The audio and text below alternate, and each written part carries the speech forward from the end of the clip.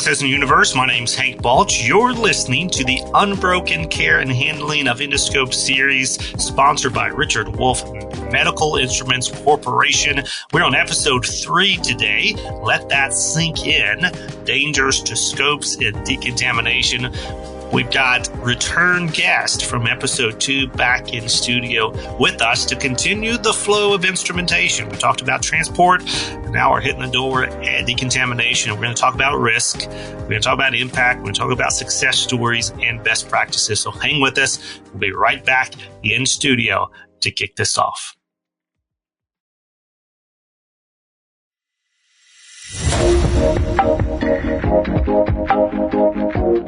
All right, we're back in studio for episode 3 of Unbroken Care and Handling of Endoscopes, a special podcast series with Richard Wolf Medical Instrument Corporation.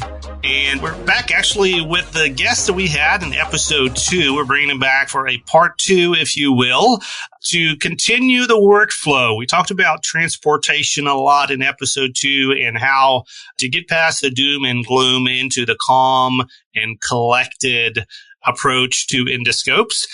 But we're going to go back one step into maybe the dangerous and the dirty as we talk about decontamination and the risks to our devices, to our team, and even to the patient that show up in this decontamination phase. So with us today, as I mentioned, we have Bobbie Gaskins back in studio, Nicholas Day as well, and Garett Kaple to round out the trio, the 3 musketeers of endoscope care and handling and now decontamination risk that we're going to talk about today. So welcome everyone back to the studio today.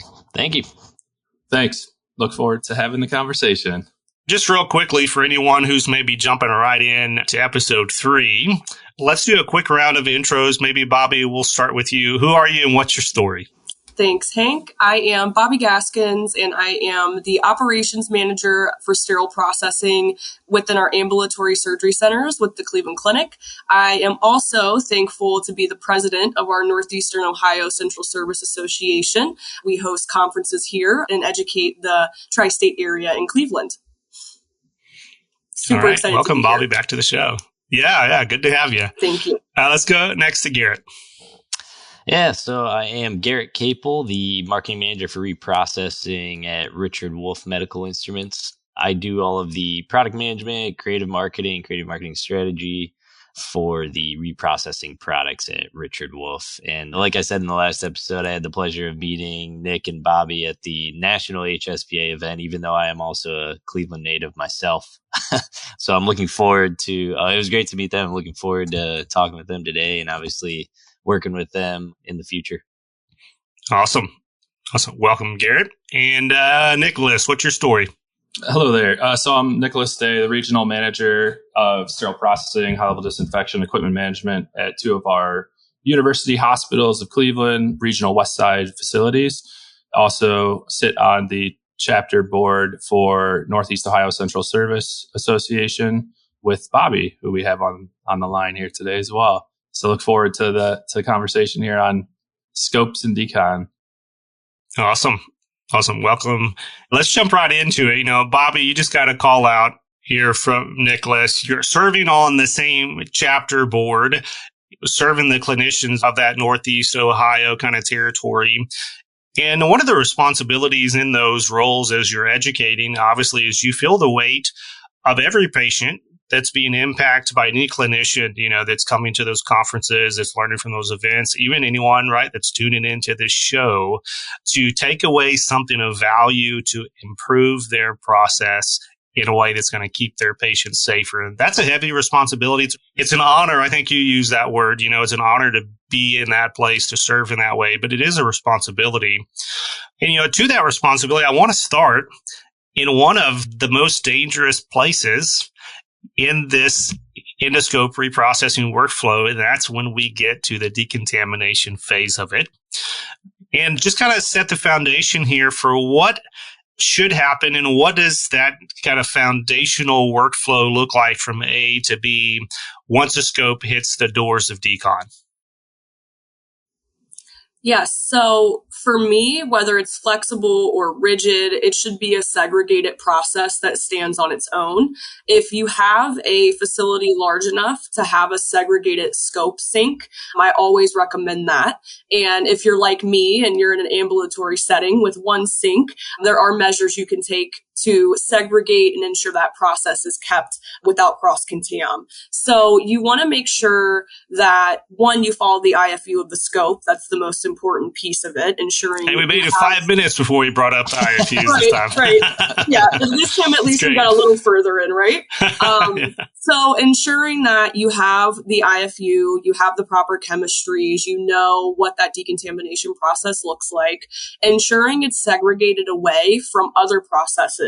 You don't want to be decontaminating a flex scope next to an ophthalmology tray. Both of those are segregated processes. And really ensuring that every piece of the IFU is being followed is extremely important when you're doing scopes, because if they're flexible, they may be going to get high level disinfected, and you want to ensure that you're following that IFU piece for piece. So Bobbie, I'm going to ask a really dumb question.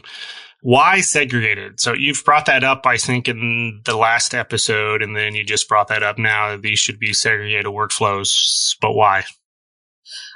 There's a few reasons, but first and foremost, cross-contamination. You do not want to have C. diff or anything that could come from a patient being spread throughout the other scope. So you want to keep that cross-contam. And then damage to the equipment. You want to keep delicate items away from those rough, heavy orthopedic trays, items that could break that delicate distal tip, or if it's a rigid scope, those delicate fiber optic bundles.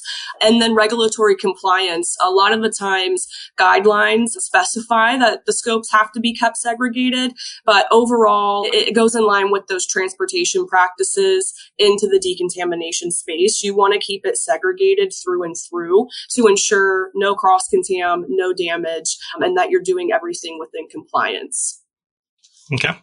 So, Nicholas, Bobbie kind of lined out, hey, we want to keep these things segregated for multiple reasons because they're coming through the decontamination process. But get a little bit more specific for us now. We're at the sink and we're ready to get this scope on its journey for decontamination. What are some of those? Again, this is going to vary scope to scope, IFU to IFU, but high level, what are some of these phases that's going to happen from that manual cleaning stage forward? Sure. Depending on the IFU, like you said, if you have a rigid, semi-rigid flex scope, you may be starting. Obviously, you want to start with an inspection of the scope, visual inspection prior to even starting the cleaning. If you identify that there's damage to the scope prior to cleaning, that could change the entire process of how you clean the scope. Identifying that, and then proceed to your next step, whatever that may be. If it's a leak test on a flexible scope, you would start with your leak test, and then go into usually a pre-rinse and or a pre-soak. And then I guess I would have to take a step back because you want to gather the correct supplies to do your cleaning. So that could mean grabbing, upwards of 3, 4, 5 different types of brushes, depending on your lumens. So, having the proper equipment, at your disposal is very important. And then, acquiring that and having it available and ready for you to use. Not just one brush for 5 different lumen sizes. So, you're moving through that process, correctly identifying your brushing ports, techniques, your lumen sizes, and doing those flushing, brushing, soaking steps that are in that IFU, going to, then a final rinse of the device, and then staging it, on a clean, safe space that you're not going to cross-contaminate it with, anything else in a splash zone or being taken out of case cards, things like that, or immediately take it and pass it through a pass-through window if that's the next step. So I'm going to come back to some of those points you brought up, and then I'll go to Garett on the brushing point. But before we get to that, Nick, I want to ask you a why question. You mentioned leak testing. So very basic question. Why is that a big deal for devices that require leak testing? Why do we do that in Decon? Yeah, so we're identifying that there is no leak within the internal channel of a flex scope generally is what you're leak testing. So we don't want to harbor any kind of bioburden, biofilm, microorganisms that could make their way into any kind of passageway into the scope internally.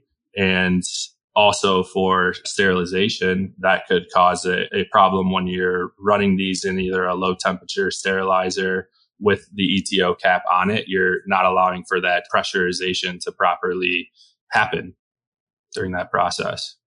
And so leak testing, that's not necessarily something I have to do every time the scope goes through, right? I could do that like once a week or once a month. Or if I'm really busy, I can skip it, right? No, every single time on every scope that requires it. Okay. Yeah. So just once, not doing it once, to your point, is a big deal because of the contamination risk and also the back end, as you mentioned, the risk to the device through the sterilization phase. Okay. And don't forget the recommendation to test your leak tester. Yeah. I was going to ask you about documentation as well. Maybe I will come back to that next. I want to get to Garett on this brushing question because there could be some conversation around that as well.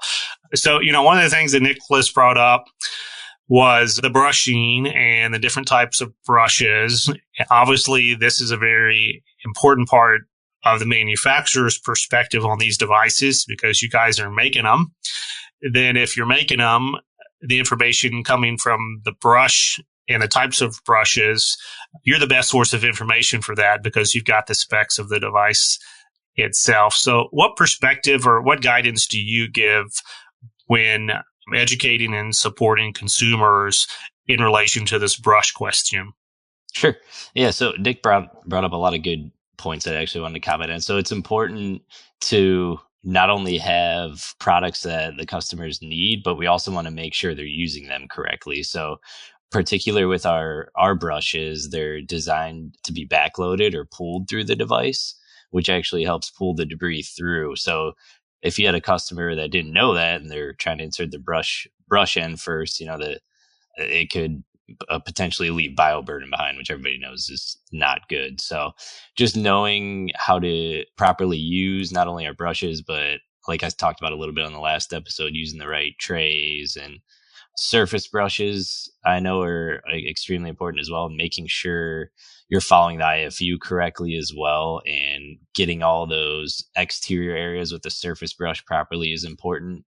And then also Nick had mentioned visual inspection. So when we go in for in-services, we make sure that when they are doing the visual inspection, they know what they're looking for. So it's important that when they're holding the scope up to the light, trying to check the light source, training them on what they should see. And if they see this, hey, let somebody know. And then also when it comes to the leak test, same thing. I mean, you want to make sure you're putting the appropriate amount of air in it, leaving the leak test on long enough. So that's where it's important, where we try to get involved to make sure the customer is not only following our IFU, but following it correctly.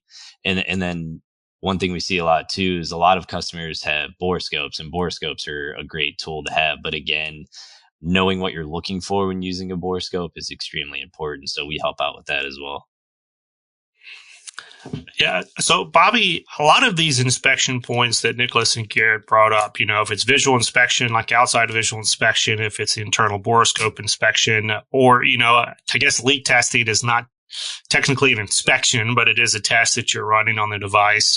There is a background documentation piece to this, and I'm kind of curious in your experience what you've seen out there in getting at the better documenting and making it as easy as possible for our technicians to document appropriately that these things are being done compliantly. And as I said kind of earlier, tongue in cheek, that we're not skipping over steps if there's pressure, if there's time pressure, if there's physician pressure, if there's device pressure, if we don't have a lot of devices. Can you speak to just that documentation, revolution maybe that we're seeing with more computer software programs, maybe better training? You can take any angle you want on that. Yeah. I've had the opportunity of working in a very small facility when I was a technician that did manual documentation of everything. So sterilizer records, everything was by hand. Now that I'm working in a site that we have software that tracks everything for us with a barcode scan, it really comes down to diligence on our end to ensure that we are documenting everything. So I always start by preaching the importance of traceability in our field. We want to be able to close the loop. We want to be able to see everything start to finish. And if you have software that allows you to have that process start in the OR, that is ideal. Start with documentation of pre-clean. If it's a flex scope, for example, you can see what time did they document it. They also write that time of pre-clean for you. If it's a rigid scope, you document when it was received into decontamination. So then was there delayed reprocessing? Are there more advanced steps that I need to take to ensure cleanliness and achieve that reprocessing? So softwares really, I think, are the best route when it comes to just having that easy, user-friendly barcode scan, receive it when it comes into decontam. So when that reprocessing phase starts, so you can identify if delayed cleaning or delayed reprocessing needs to take place. Yeah, I'm glad that you brought up that category and that phrase, delayed reprocessing. That's a specific technical term that has implications to the workflow here. We're talking about damage, obviously. And so, delayed reprocessing could just make it more difficult to clean, but it could also, if it's delayed enough, and if there's other damage that's in play, back to Nick's point about the leak testing, then that delay can actually cause a lot more ripple effects out through the device itself. So great comment there. And I completely agree about the documentation part of that. It's just helping us to tell the story, to trend the outliers and the fallouts that we know that we need to address. Just to piggyback off of the traceability and closing the loop, it also helps with that damage and repair. If you can trace back, like, hey, this was delayed from the OR coming back to SPD, we had to do more extreme cleaning measures of scrubbing because dried on blood. You're able to, run a report with software to see how many times has this scope went out. Is it Right. a specific physician? So having that traceability and the ability to close the loop helps on so many levels. And thank you. Yeah, it's like, hey, this scope keeps on going out for repair, and it's also the one that keeps on having delayed reprocessing. Mm-hmm. When you know it. It kind of makes me think back to the last episode where we talk about the transport, and like whether it be a first case or on time starts for cases, it should be the reverse psychology with decon. Like we should have on time delivery, on time delivery Right. of scopes, and it should be a metric that's tracked and trended. Just because there's not a patient involved on the flip end, it shouldn't mean you shouldn't put a priority on it. That's a great point. I want to come back, Nick, on the brush topic, though, real quick, just because we are talking about damage and decon. And you mentioned, hey, you want to have the right brushes. I'm assuming part of that is if we have the wrong brushes, we're not going to be able to get it clean. Can you also speak to the other part of the impact that incorrect brushes or even technique, like Garett kind of alluded to, could also bring damage to the device? Yeah, so I was gonna when there was the risks, like what my top three care and handling risks are to endoscopes, and decon would be, first off, that safe place to stage dirty scopes, not on a 1-inch corner of a sink counter, and then a safe place to stage, manually clean scopes. So like we talked about, not having that cross contamination and having, getting them efficiently through for the assembly area to start processing. Improper cleaning, brushing, soaking. You have to follow the IFU on that. We've seen damage, whether it be a scope, a camera, or any type of manually cleaned, device. You will find damage if you soak things too long, or if you brush the internal channel of a flexible fiber scope with a brush that's extremely too large. You're going to be causing serrations in that rubber epoxy within that internal channel, and that's going to harbor bioburden, biofilm, and if something has to take place of that serration in there. likewise, on the flip side, if you have too small of a brush, you're possibly not effectively cleaning that channel.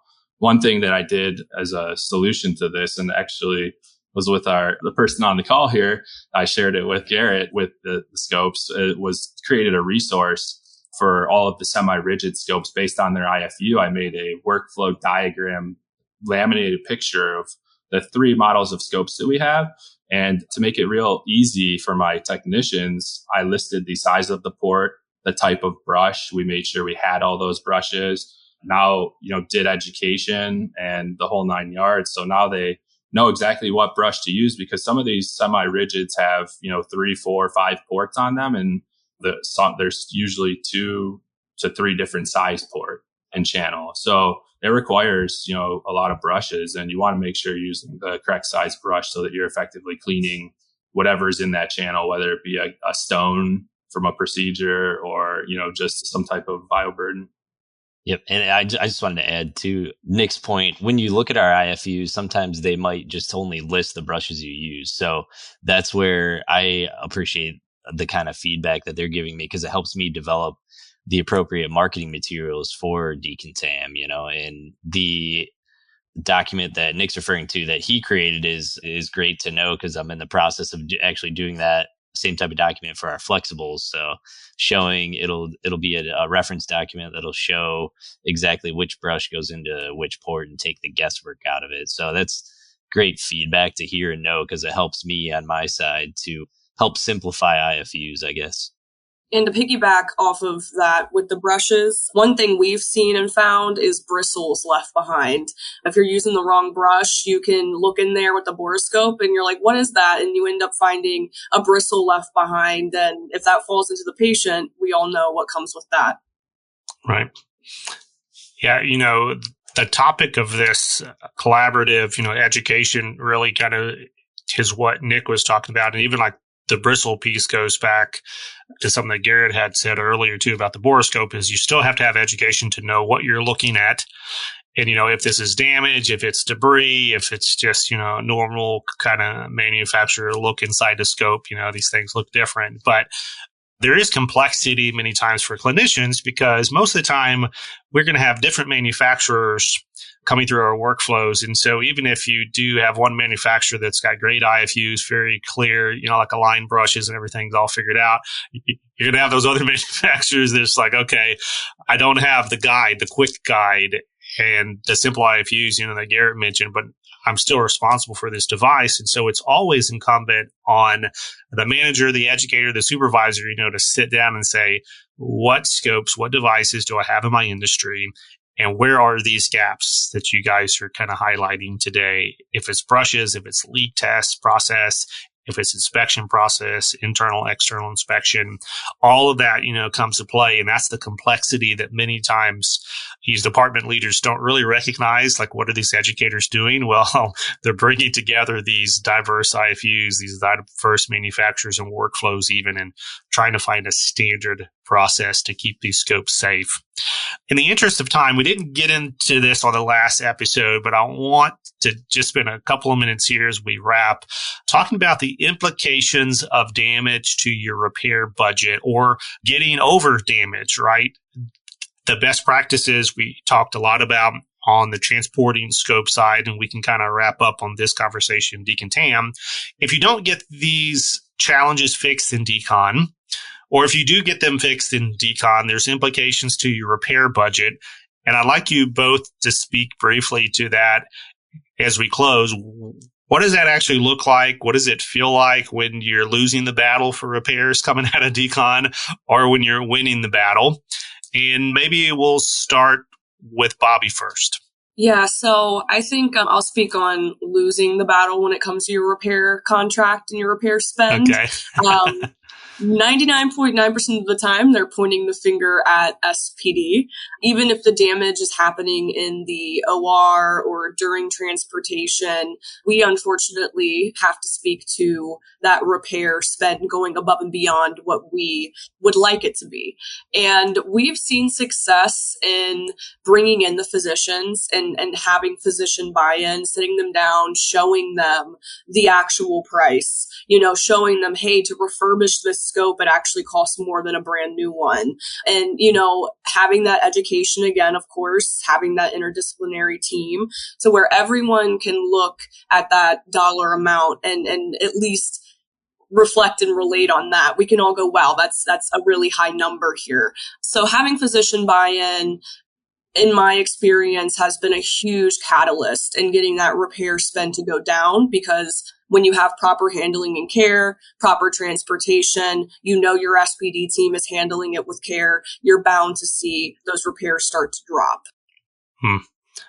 I love that you started, you know, this goes back to what you said about peeling the onion in the last episode. You started by saying, let's make sure everyone understands the depth of this problem, even with your physicians in this scenario that you shared. You want to sit them down and be like, Doc, this is the real cost. And you know, to your point, you know, many times the cost for refurbishment is actually bigger than just replacing the scope, especially if you're doing it a couple of times, if you can fix the process. So it's great to highlight there. Yeah, what would you say, Nick, in kind of either losing the battle or winning the battle here? What's been that impact to the repair side of things? Winning the battle, I think it's important to, you know, partner with your, you know, the vendor OEM of your specific scope models to really, provide that data to you. And, you know, whether it be quarterly, biannually, annual reports, physical data that you can use and take, like Bobbie alluded to, you know, partner with your operating room leadership. Generally, most of our budgets are under the operating room for, I would say, most organizations, the instrument repair, replace, and purchase budgets. So, you know, it's the kind of real critical for them to have the involvement and the awareness and support of, you know, what's going on, and to engage with them, because a lot of times too, they'll have more buy-in with the physicians and the OR staff throughout this process. But then also on the flip end, you know, it's real important, because we're talking about decon here, to really correlate or find a way to correlate how, if it's on the onus of sterile processing to improve our care and handling and decon and how we're cleaning the scopes, to really educate and re-educate and put processes in place to educate our teams and make sure we, you know, are consistent with our processes. But yeah, overall, pretty successful doing just those, you know, those things, and really having those consistent processes and feedback and transparency with everybody. Garett, Nicholas mentioned partnering with your manufacturers of these devices is one of just the key metrics for getting this right. And I want to give you the last word on this and maybe ask you a little bit of a curveball. I'm assuming, and correct me if I'm wrong, I'm assuming manufacturers have a vested interest in these devices not getting broken. Is that a good assumption? That's a very good assumption. So obviously we understand things happen and stuff gets broken, and we know how quickly they need the device back. So that's our biggest challenge, is just turnaround time. And because our devices specifically are handmade in a factory, or not factory, you know, they're literally individuals putting lenses on them. So they do take time to repair. And then sometimes there's parts delays or those things. So anything that's in our control, obviously we do our best to get the device turned around and properly repaired, properly cleaned before it goes back to the customer. So it is a challenge on both ends, and we understand some of the frustrations that customers have with waiting on repairs or those sort of things. But yeah, we agree that partnership and transparency is the best way to go. So yeah, that's kind of what Bobbie mentioned, that, you know, sterile processing gets blamed either way. And even like when there's not a new scope or there's not a replacement scope quick enough, sterile processing is still getting blamed. So, you know, like, we want to collaborate, back to Nick's point. We want to collaborate really strong with our manufacturing partners, with our repair partners, to get that expedited. And then also, you know, on the clinician side, communicate transparently where these devices are getting impacted and, you know, potentially where they're getting damaged, and then work together to fix the process and then to sustain that fix, you know, back to episode 2.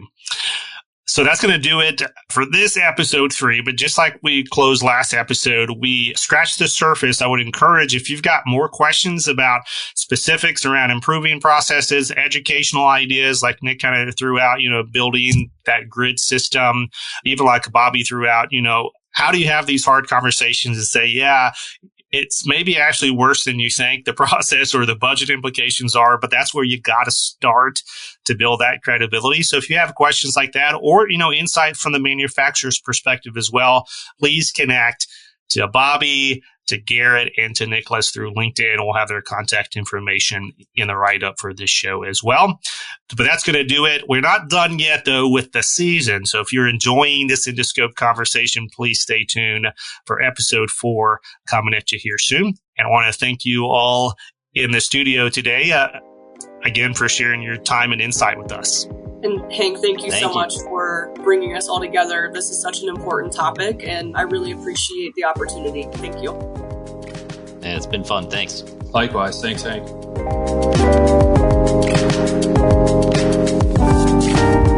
Well, that's going to do it for this episode on Let That Sink In, Dangers to Scope in the Decontamination Stage on this Unbroken series, sponsored by Richard Wolf Medical Instruments Corporation.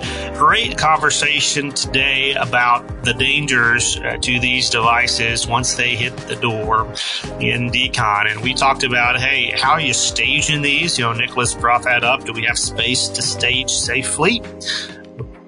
Both before and then also after? Do we have the tools that we need to properly inspect? Do we have the tools like Garett brought up to properly brush? And if we do have the tools, do we have the right technique?